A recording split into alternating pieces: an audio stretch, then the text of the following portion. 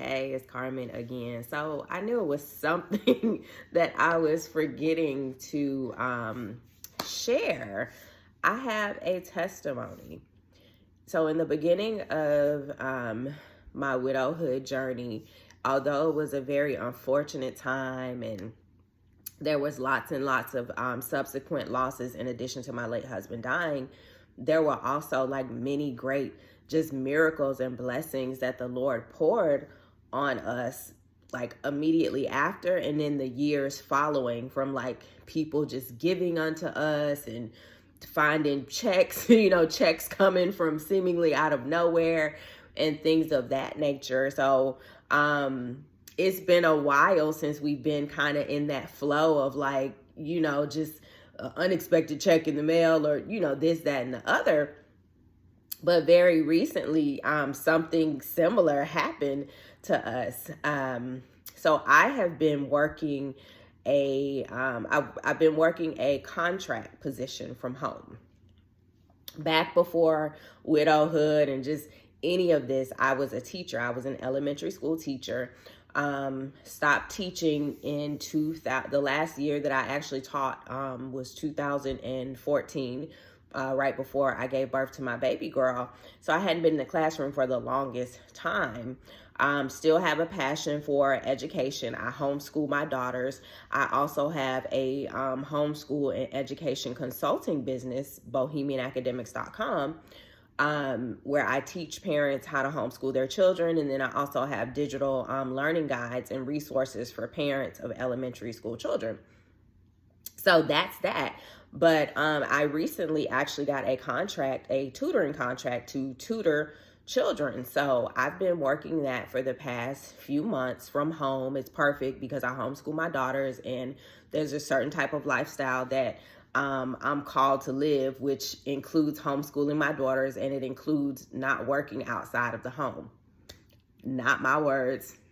Take that up with the Lord if you have an issue with it. But so I recently, I had to let go of some things to even get in position to get the contract, because I was working outside of the home. Like this past summer, I was working outside of the home. I was enjoying the additional income, and God was like, I told you specifically, like, I don't want you working outside of the home.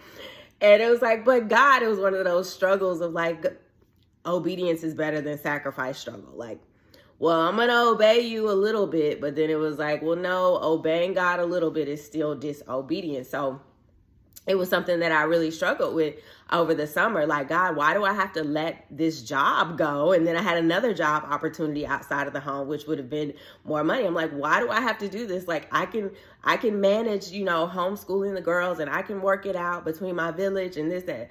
But it was like, no, like, do what I told you to do, because I was going to take a full-time job outside of the home. And that was when God specifically told me point blank, like, I have not called you to work outside of the home. I want you to homeschool your children. Like, once you're fully obedient with what I'm telling you to do, that's when other things will begin to open up.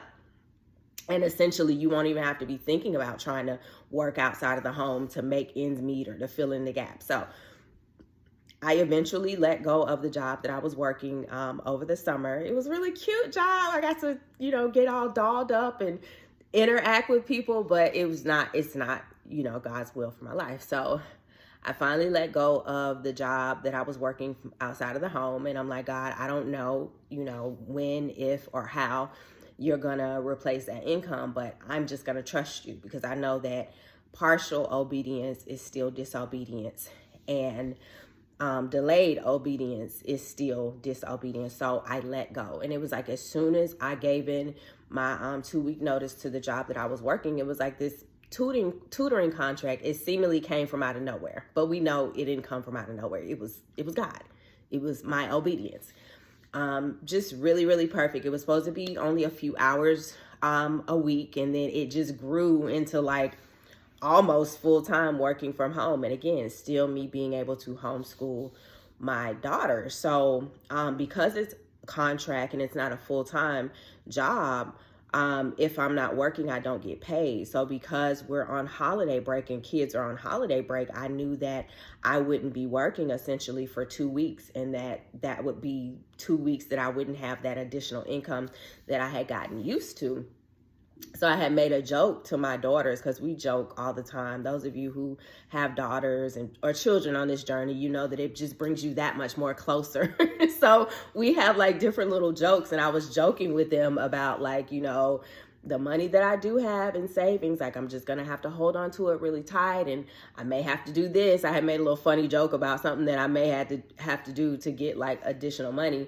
And then I was like, no, I'm not going to have to do that, because we know that God provides. And I just left it at that. I said that it may have been like 2 weeks ago, let's say on a Thursday. Fast forward, we're in the mall. One of my daughters, she wants to go look for a particular type of jeans. So she's in the dressing room, like trying on the jeans, and my phone is ringing, and it's a number that I don't know. And I don't answer phone numbers that I don't know.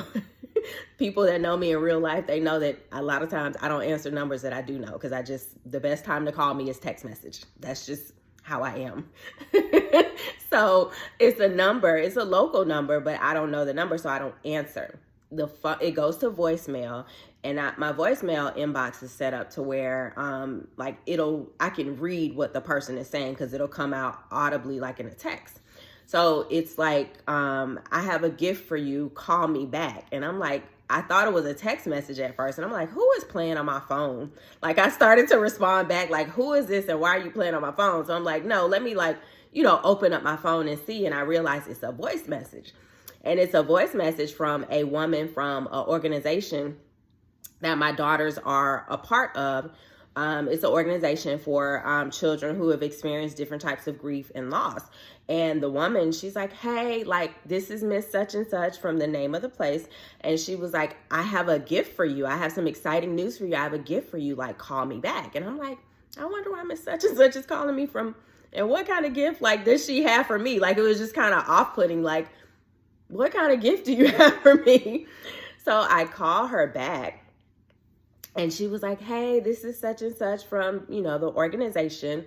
And she was like, I don't know if you remember the organization that gave gifts last year to all of the widows and their children. And I'm like, yeah, I'm familiar with the organization. I remember them. Like, I started following them afterwards or whatever. It's an organization that's for widows. It's a nonprofit organization for widows. And I'm like, yeah, I started following them. And she's like, well, they actually got 2 grants. They got 2 $1,000 grants. And we had to put names in a hat, and we had to pull names from out of the hat. And she's like, I actually pulled your name, so you're going to receive $1,000. And I was like, what? I'm sitting in Old Navy, the store that we were in. And I'm like, what? And she's like, yeah, like, you're going to receive $1,000. And I literally started crying in the store, just because of like the blessing. And what are the chances of my name getting picked out of a hat, when just earlier that day I was joking with my daughters, like, well, I'm gonna have to go and do this to get some money, and we're gonna have to hold on to what we have, because I'm not working for 2 weeks. And then I ended it with, but God, God provides, so I'm not going to have to do that. So I'm like in tears in the store, and I was like, oh my goodness. And she was like, you're going to make me cry, like, your gratitude. And I was like, no, like, this is so special, because I had gotten a tutoring contract, but I'm not going to be working for 2 weeks. So, that's like no additional income. And she was like, oh my goodness, your gratitude is so, and the thing about me is, like, I'm a giver. Like, I pour, I give of what I have. I don't have a ton of money to give, but I give of my resources, my wisdom, my experiences. So anytime someone gives to me, it just overwhelms me, because I understand that people don't have to do anything for me. So I'm always of the mindset of like, people don't have to do anything for me. So when people do something for me, I'm very, very grateful. For example, I have someone who, like, every month or every other month, they'll bless me with something, because they are a believer and they believe in the scriptures as it relates to widows and doing for widows. And every single time they do it, like, it pricks my heart, and I'm so blessed. Because I understand that people don't have to do anything for me or my children, especially 6+ years after the fact. So I'm just completely overwhelmed. And she's like, yeah, like, you know, just to be clear, this money is from, you know, the organization. Is not from us, because the particular support group for grieving children, you know, they don't give money to people. So she's like, I just want to make it clear that this is from them and not from me.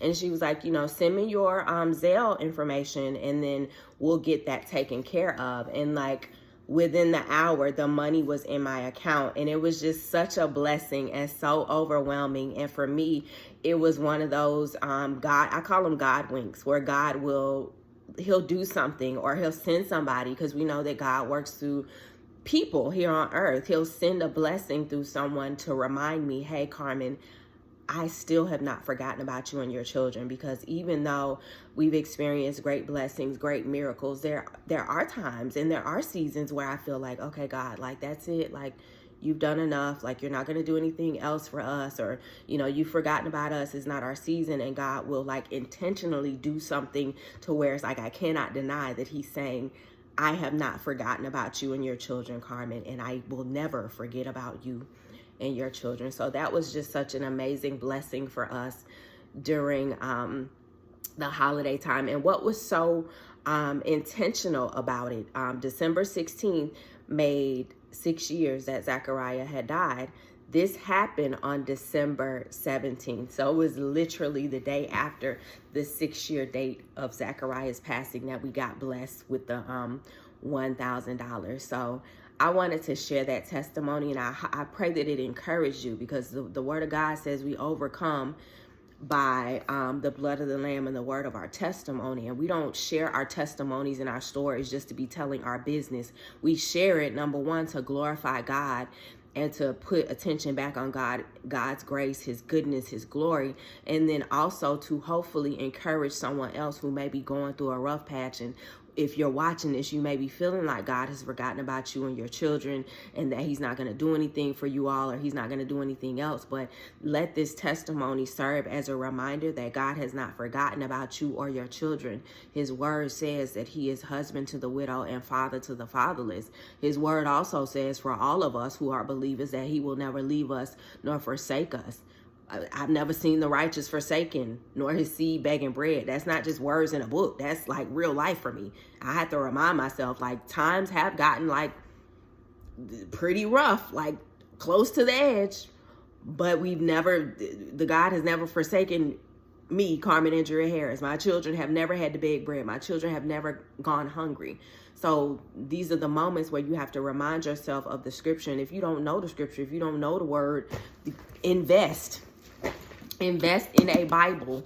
And I challenge you to invest in a Bible. You may have denounced your faith. You may have put it down. You may not even be a woman of faith, but somehow you ended up on my channel and you walking through just the hellfire of widowhood. Get yourself a Bible. And I want you to intentionally pull out as many scriptures as you can that talks about widowhood and God's promises to widows. And I want you to write them down on a sheet of paper and begin to declare them and to speak them over your life. So I pray that this video has encouraged you wherever you're at on your widowhood journey. Like, there's peaks, there's valleys, there's levels. You could be a baby widow. You may be just a few months out. You may be not even, at that 1 year mark, or you may have been on this journey for a few years and feel like you hit a plateau and, things haven't gotten better, or they got better once and they're not good right now. So I just pray that this message encourages you and ministers to you wherever it is that you're at on your journey. So I am going to end this video. I didn't mean for it to be